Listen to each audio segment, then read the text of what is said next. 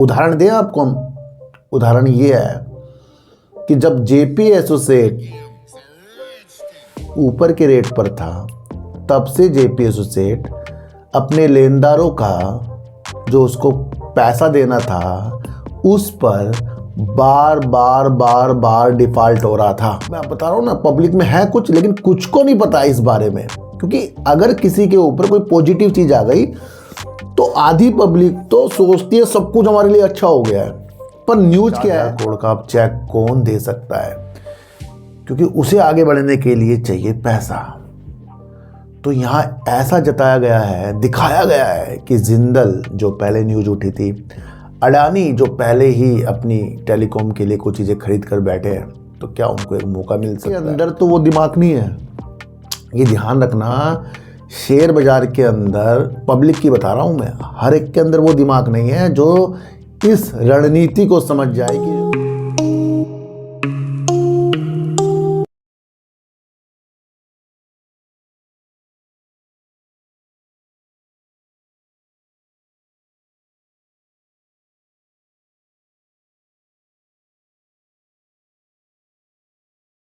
नमस्कार, मैं स्वागत करता हूं आपका अपने ही चैनल पर जिसका नाम है सार्थक बाजार से। आज हम बात करेंगे फिर से, लगातार तीसरी वीडियो वोडाफोन आइडिया में बन रही है और तीनों वीडियो बहुत गंभीर हैं। तीनों को देख लेना, चीज़ों को समझने के आपको बहुत मौके मिलेंगे। कल ही वोडाफोन आइडिया के अंदर, कल की वीडियो में बात ख़त्म हो गई थी सब कुछ, पर अचानक से जी बिजनेस में एक न्यूज़ निकल कर आई जहां पर एक हेडिंग आया कि वोडाफोन आइडिया एक चौराहे पर खड़ा है, 50,000 करोड़ का अब चेक कौन दे सकता है? क्योंकि उसे आगे बढ़ने के लिए चाहिए पैसा। तो यहाँ ऐसा जताया गया है, दिखाया गया है कि जिंदल जो पहले न्यूज़ उठी थी, अडानी जो पहले ही अपनी टेलीकॉम के लिए कुछ चीज़ें खरीद कर बैठे हैं, तो क्या उनको एक मौका मिल सकता है?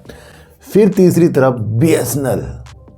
समझना बहुत ज़रूरी है बाजार के अंदर, मैं आपको बता रहा हूँ। एक तो करेंगे वोडाफोन आइडिया की बात, दूसरा करेंगे अडानी पावर की आगे क्या क्या मंशा परमाणु ऊर्जा में है, उस क्षमता को जान लेंगे।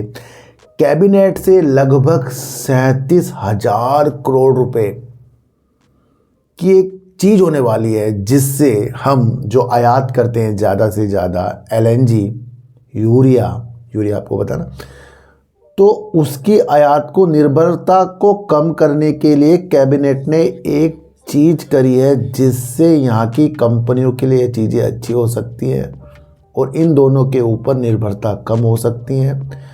कोयला गैसीकरण, इतना सरकार की तरफ से या न्यूज़ की तरफ से हमारे सामने आना कि इतना 37,000 करोड़ रुपए इन्वेस्टमेंट होना इस क्षेत्र में, सिर्फ ये नहीं समझना है, हमें समझना है गैसीकरण के लिए क्या क्या कंपनियां वर्क कर रही हैं, कौन कौन सी प्राइवेट कंपनी है, कौन सी सरकारी कंपनी है, या आपको ये भी समझना है कि इससे आगे होगा क्या।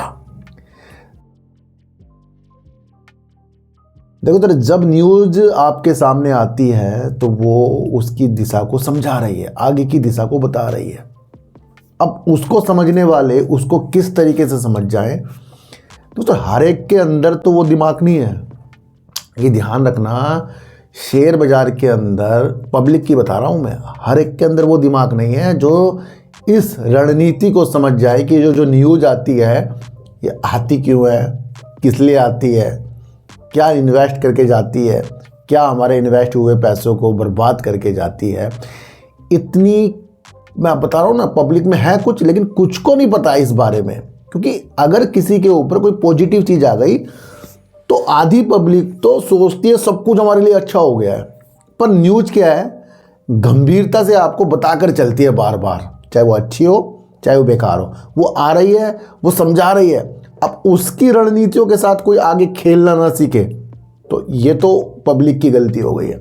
उदाहरण दें आपको हम। उदाहरण ये है कि जब जेपी एसोसिएट ऊपर के रेट पर था, तब से जेपी एसोसिएट अपने लेनदारों का जो उसको पैसा देना था उस पर बार बार बार बार डिफ़ॉल्ट हो रहा था। समझो, जब वो 20 के ऊपर था फिर उससे नीचे, तो वो क्या हो रहा था, वो डिफ़ॉल्ट हो रहा था बार बार। तो क्या ये न्यूज़ नहीं आ रही थी हमारे सामने? जब जब वो डिफ़ॉल्ट हो रहा था जेपीएस रेट तो गिर रहा था, उसके साथ साथ जेपी पावर भी गिर रहा था।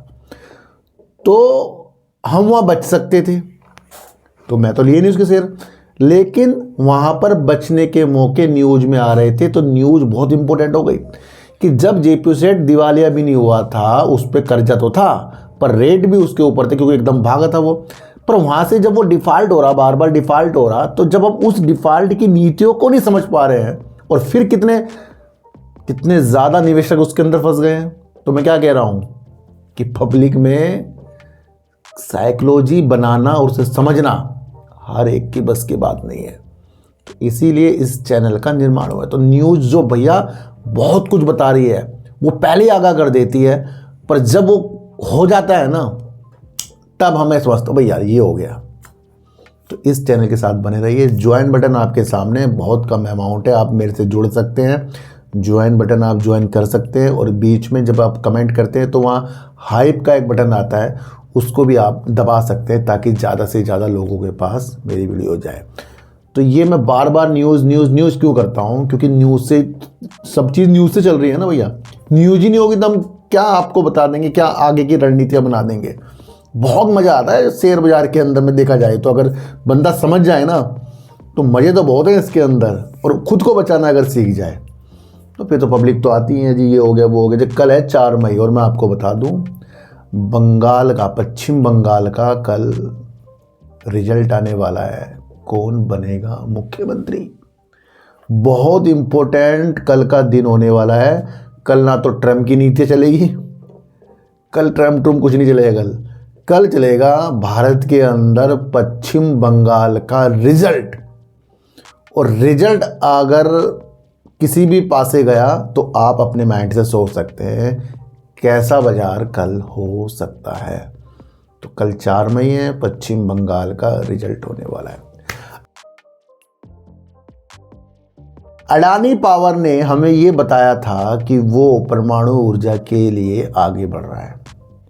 उसने एक सहायक कंपनी बना दी।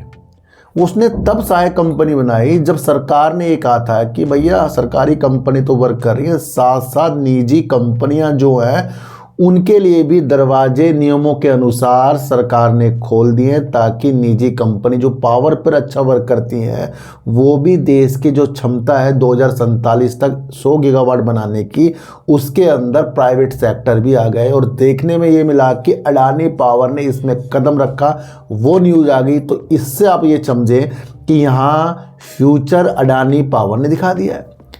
जब कोई बड़ी कंपनी अपनी चीज़ों को बताती है तो वो फ्यूचर है, और जब कोई छोटी कंपनी पेनी स्टॉक वाली कंपनी कुछ चीज़ बता देती है कि मैं ये करने वाली हूँ, ये उस वक्त की तेज़ी है, उसके बाद वो चीज़ें होती नहीं है। देख लेना आप, कई छोटी छोटी कंपनियों में ऐसी न्यूज़ आई होगी डिफेंस के सेक्टर में वर्क कर रही है जी, ये सोलर में घुस गई है कंपनियाँ, छोटी छोटी कंपनी की बात बता रहा हूँ। तो यानी कि वो तो उकसा रही है, पता नहीं कब करेगी उस काम को। पर अगर अडानी पावर ने कहा है कि वो परमाणु ऊर्जा के लिए उसने कंपनी बनाई है तो बनाई है उसने। अगर उसने ये कहा है कि वो आगे इसकी दिशा के लिए बहुत अच्छा वर्क करेगा, सरकार की नीतियों के साथ वर्क करेगा, अपनी नीतियों के साथ नहीं सरकार की नीतियों के साथ करेगा, तो ये उसके लिए एक बहुत महत्वपूर्ण चीज़ है।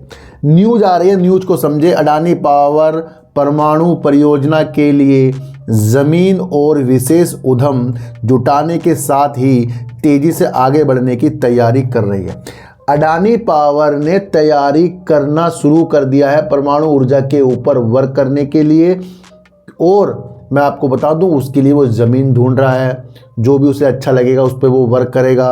वो सिर्फ तैयारी कर रहा है, अभी उतरा नहीं है, वो तैयारी कर रहा है। वो तैयारी को पूरा कब करेगा, जब सरकार के साथ कोई नियम की अधिसूची हमारे सामने आएगी। यानी कि अभी सरकार ने इसके ऊपर वो नियम को सूचित नहीं किया है, बताया नहीं है, जिससे प्राइवेट सेक्टर को कंपनी को पता लग जाए कि इसके अंदर उनको क्या बेनिफिट है, किस तरीके से वो सरकार के लिए मसौदा है ना सरकार देता है उसमें वो वर्क कर सकते हैं। पर उससे पहले ही अडानी पावर ने ये कह दिया कि वो ज़मीन ढूंढ रहा है। इसके सीईओ ने बताया था ये निवेशक कॉल के अंदर। भारत की सबसे बड़ी निजी क्षेत्र की थर्मल पावर कंपनी है ये, मैं आपको बता दूं अडानी पावर, और मैं आपको बता दूं 18 गीगावाट की इसकी वर्तमान की क्षमता है। 2031-32 तक इसको 30 गीगावाट तक करेगा और उसके बाद ये इसको 42 गीगावाट तक यानी 41-42 गीगावाट तक करने की क्षमता के साथ आगे बढ़ रहा है। भूमि अधिग्रहण, कॉर्पोरेट संरचना और नियामक तत्परता पर ध्यान केंद्रित करते हुए ताकि नीतिगत स्पष्टता में सुधार होने पर इसमें से और तेजी से आगे बढ़ाया जा सके। यानी कि काम छेड़ दिया उसने, पर नियमों के अनुसार। भारत सरकार ने अभी तक नियमों को अधिसूचित नहीं किया, मैंने आपको कहा ना, अभी बताया नहीं है कि क्या करना है, इसलिए हम केवल तैयारी कर रहे हैं। नियम आते ही हम आकार, यानी कि जैसे नियम आएंगे हम अपना आकार एकदम बढ़ा देंगे, क्षमता आदि के बारे में स्पष्टता मिल जाएगी। इस समय हम केवल तैयारी कर रहे हैं। ये कहना बहुत बड़ी बात हो जाती है किसी बड़े ग्रुप के लिए, मैं आपको बता दूं। इसलिए हम साइटों की पहचान, यानी कि भैया पहले काम करके रख लेना पूरा, उसके बाद सरकार जो अधिसूचित जारी करेगी तो फिर उससे वो एकदम से आगे बढ़ेंगे। तो ये एक होती है प्लानिंग कि भैया मेरा पेपर ना 6 महीने बाद है, मैं तैयारी तो आज ही करूँगा ना, पेपर 6 महीने बाद है, तो वहाँ से आपको बहुत कुछ देखने का मौका मिल सकता है। अदानी पावर लिमिटेड के मुख्य कार्यकारी अधिकारी एसबी खालिया ने इस सप्ताह के प्रारंभ में एक निवेशक सम्मेलन को रखा था। तो ये वो चीज़ें हैं जहाँ पर अडानी पावर ने अपनी विशेषताओं को हमारे सामने बताया। तो वो परमाणु ऊर्जा की तरफ तैयारी कर रहा है। ये गुड न्यूज होती है, फ्यूचर की, कल परसों की न्यूज़ नहीं होती है। इससे बड़ी जो कंपनी, मैं कह रहा हूँ ना, एक छोटी एक बड़ी कंपनी, बहुत फर्क होता है बोलने में। तो उस नीति को आपको समझ कर चलना। अच्छा, अब क्या न्यूज है जो गैसीकरण। सबसे पहले एक चीज मैं आपको बताऊं, गैसीकरण जो एक ऐसी चीज है जिससे भारत एक रणनीति के साथ आगे बढ़ रहा है। हम एलएनजी यूरिया क्या करते हैं, आयात करते हैं ज़्यादा से ज़्यादा। उसकी कमी को पूरा करने के लिए कैबिनेट ने, थोड़ा सा समझाता हूँ, भारत द्वारा एलएनजी और यूरिया के आयात में कटौती के प्रयासों के तहत कोयला गैसीकरण को बढ़ावा देने के लिए कैबिनेट ने 37,500 करोड़ रुपए की योजना को मंजूरी दे सकती है। बहुत इंपॉर्टेंट है भैया। ये जो कोयला होता है, ठोस कोयला होता है, इसे क्या होता है, इसे धीरे धीरे आज में पका के इसमें क्या होता है, इसमें गैस बनाई जाती है और वो गैस होती है सिन गैस में बदल दिया जाता है, जिससे इसे पाइपों के द्वारा भी भेजा जा सकता है। भैया कोयला है, जल रहा है, पर इसकी अगर हम गैस बना दें तो ये कितनी महत्वपूर्ण चीज़ होगी, जो ये गैस में तब्दील हो जाता है, फिर ये पाइपों के द्वारा भेजा जा सकता है। और ये आपको समझना, ये कम प्रदूषण करता है, पर जलने से ज़्यादा गैस वाली चीज़ें कम प्रदूषण करती है। तो भारत इसके लिए भी चीज़ों को सोच रही है। दूसरा, अगर मैं आपको बताऊँ इससे फ़ायदे क्या क्या हो सकते हैं। देखो सर, बिजली उत्पादन में जैसे हम गैस का यूज करते हैं, तो ये गैसीकरण जो है ये बहुत, कोयले से जो बनता है, इसके अंदर बहुत फ़ायदा जो है पावर के लिए होगा, खेती के खाद के लिए, यूरिया के लिए होगा, है ना। और इसी तरीके से अगर हम देखें तो अलग अलग नीतियों के साथ, जैसे कि हाइड्रोजन जैसे भविष्य का सबसे साफ ईंधन माना जा सकता है इसको। तो एक चीज़ से कई चीज़ें बनती हुई देखने को मिलेगी। मैं आपको इतनी से एक बात बता दूं, सूत्रों के अनुसार स्वच्छ ऊर्जा उत्पादन को बढ़ावा देने, आयात पर निर्भरता को कम करने के उद्देश्य से कोयला गैसीकरण परियोजना को प्रोत्साहन करने के लिए कैबिनेट द्वारा जल्द ही 37,500 करोड़ रुपए की प्रोत्साहन योजना को मंजूरी दी जाने की संभावना है। भैया ये बहुत बड़ी बात है। अच्छा, ये चीज़ मैं आपको बता दूं, इस पर कौन कौन सी सरकारी कंपनी, कौन कौन सी प्राइवेट कंपनी वर्क कर सकती है। सबसे इंपॉर्टेंट मैं आपको बताऊं, जो सबसे बड़ा वर्क कर रहा है इसके अंदर, वो है भेल और कोल इंडिया। वो आपको सबसे पहले समझकर चलना पड़ेगा। भेल और कोल इंडिया इस क्षेत्र के सबसे बड़े खिलाड़ी हैं, क्योंकि भारत सरकार ने 2030 तक के 100 मैट्रिक टन कोयला गैसीकरण का लक्ष्य रखा है, जिसमें इन कंपनियों की भूमिका सबसे महत्वपूर्ण होने वाली है। तो सबसे पहले तो अपने माइंड में देखिए कि भेल जो अभी आपको 2-3 महीने पहले गिरता हुआ देखने को मिला था, तो मैंने आपको वहाँ खूबियाँ बताई थी उसकी। आज वो कहाँ है, काम की वजह से है। तो कोयला गैसीकरण के ऊपर भेल जो है बेस्ट, उसका साथ कोल इंडिया, फिर कोल इंडिया की सहायक कंपनी, फिर और कौन कौन सी कंपनी है, गेल इंडिया, फिर और अच्छा वर्क कौन कर रही है, रिलायंस इंडस्ट्री, फिर कौन कर रहा है, जेएसडब्ल्यू ग्रुप, फिर कौन कर रहा है, एलएनटी। तो ये सब गैसीकरण की स्थितियां हैं। कैबिनेट जब कुछ चीज़ की मंजूरी देता है ना, तो वो रूपरेखा बनाता है कि इससे देश में आयात कम होगा, चीज़ें अच्छी होंगी। जब हम किसी देश से आयात कम करेंगे और उसको यहाँ बनाएंगे, तो फिर किन का फ़ायदा होने वाला है, देश का और देश की कंपनियों का। यही तो चीज़ समझनी है आपको। अच्छा मैं आपको बताऊं, मैं समझा तो रहा हूँ आपको, कुछ लोग समझते भी हैं, कुछ लोग उस चीज़ को नहीं समझ पाते कि जो मैं सच्चे दिल से आपको बता रहा हूँ।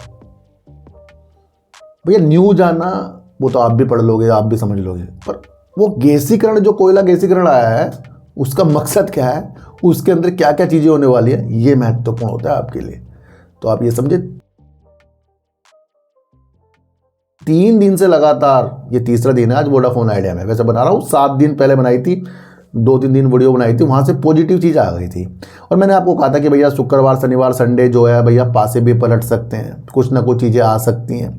जब सब कुछ वोडाफोन आइडिया के लिए अच्छा है, तो एक न्यूज़ जो आ रही है वो फ्यूचर की स्थितियों को, इसकी गंभीरता के बारे में बता रही है। अब समझने वाले इसको समझ सकते हैं, अगर ना समझे तो वो अलग नीतियों के साथ आप आगे बढ़ सकते हैं। मैं आपको फिर भी बता रहा हूँ, आपको बहुत ज़्यादा वोडाफोन आइडिया में संभल कर रहना है, क्योंकि ये तो एक पिछड़ा हुआ खिलाड़ी है। और साथ साथ दूसरा खिलाड़ी कौन है, बीएसएनएल है। बीएसएनएल तो ज़्यादा टक्कर देगा आगे जाकर, आप ये देख लेना। देखो सर, सरकार इसके अंदर 49% है, सोच कर चलो। 2 लाख करोड़ तक का इस पर अभी भी कर्जा है, ये भी सोच कर चलो। तीसरा अगर मैं आपको बताऊं तो 2 खिलाड़ी यहाँ रहनेंगे नहीं। हो सकता है बाद में बीएसएनएल वोडाफोन आइडिया आपस में इकट्ठे काम कर लें, फिर 3 खिलाड़ी हो सकते हैं। सोचने में क्या जा रहा है। पर जब 23,000 करोड़ रुपए करीब का एजीआर भुगतान वाली न्यूज हमने बृहस्पतिवार शाम को देख ली थी, तो कल एक न्यूज से वोडाफोन आइडिया के ऊपर संकोच वाले विषय बन जाते हैं। मैंने कहा ना, न्यूज आती है, ऐसे नहीं आती। तो न्यूज आने का मकसद क्या है कि जब हमारे सामने एजीआर के पूर्ण मूल्यांकन हो गया है, अब इतना देना है, वो करना है, ये करना है, जब हो गया तो उसके तुरंत बाद फिर जी बिजनेस के अंदर ये चीज़ क्यों आ रही है कि क्या और खिलाड़ी भी इसके अंदर आ सकते हैं? क्या वोडाफोन आइडिया चौराहे पर है? समझो क्या न्यूज है, जी बिजनेस की न्यूज है ये। वोडाफोन आइडिया चौराहे पर। चौराहे पर कौन होता है? आप किसे कह सकते हो चौराहे पर? चौराहे पर होता है एक नेगेटिव शब्द कि भैया इस पर कुछ बचा नहीं, अब तो चौराहे पर आ गया ये। समझ गए क्या क्या मतलब है इसका? पॉजिटिव मतलब नहीं है, इसका मतलब निगेटिव होता है। 50,000 करोड़ रुपए की जीवन रेखा की जरूरत कौन आगे आ सकता है? वोडाफोन आइडिया को 50,000 करोड़ रुपए अपने काम के लिए आगे बढ़ना है। सोचो, इसको इतना पैसा चाहिए। दूसरा, कल मैंने आपको बताया था 7,000, 15,000 करोड़ और 27,000 करोड़ रुपए इनको 3 साल के अंदर देने हैं, करीब करीब टोटल कर लेना 49,000 करोड़ बैठ रहे हैं शायद, तो ये भी देना है।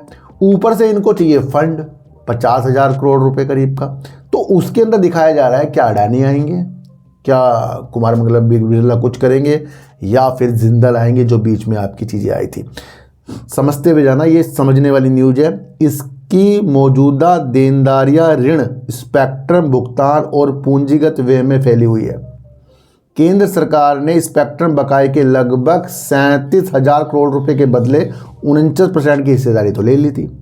अब लगभग बिरला और पीएलसी जो ग्रुप है ब्रिटेन वाला, उनकी 25.5% की हिस्सेदारी है, और बाकी आप समझ सकते हैं हम जैसे पब्लिक है। केंद्र सरकार ने इस हफ्ते नकदी से जूझ रही चीज़ों के बारे में भी एजीआर से छूट जो मिली है 23,649 करोड़, ये सब कुछ हो गया है। अब इसको अगले 3 वर्ष के परिचालन जारी रखने, बड़े पैमाने पर 5G सेवा शुरू करने के लिए क्या चाहिए? करीब 45,000 से 50,000 करोड़ रुपए की पूंजी की आवश्यकता है। और अगर ये पूंजी वोडाफोन आइडिया को मिलती है तो समझो इससे प्रमोटर इसके अंदर कम होने की उम्मीद इस न्यूज़ से लग रही है। भैया जब पैसा जुटाएंगे तो फिर कुछ ना कुछ तो इक्विटी देनी पड़ेगी ना। क्या मतलब है? ये स्थिति निजी क्षेत्र की दूरसंचार कंपनी की कुल घटकर लगभग 64,046 करोड़ रुपए रह जाने के बावजूद बनी हुई है। जो घट गया है सब कुछ के बावजूद भी अब इसको 45 से 50,000 करोड़ रुपए चाहिए। ये न्यूज़ ऐसे नहीं आती। जब न्यूज़ हमारे सामने आ चुकी थी तो ये हमारे सामने आ गया कि अब इसको इतनी आवश्यकता भी है। मैंने आपको पहले कहा था प्लान A, B, C भी आपको लेकर चलना है। कुछ विशेषज्ञों का कहना है कि एजीआर में दी गई राहत से कंपनी को बैलेंस शीट में कुछ राहत तो मिलेगी, लेकिन पूंजी की आवश्यकता पूरी नहीं होगी।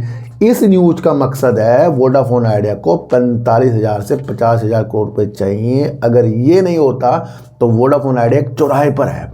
अब देखना यह है कि ये 50,000 करोड़ रुपए का चेक देता कौन है। ये भी आपको समझकर चलना पड़ेगा।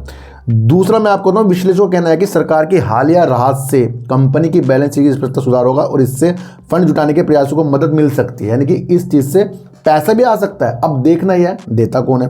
वोडाफोन आइडिया पर भारी कर्ज है, कुल कर्ज और देनदारी कई लाख करोड़ रुपए तक पहुंच चुकी है, ये भी आपको समझाया जा रहा है। इसकी मौजूदा देनदारी कर्ज, ये सब स्पेक्ट्रम आपको पता ही है।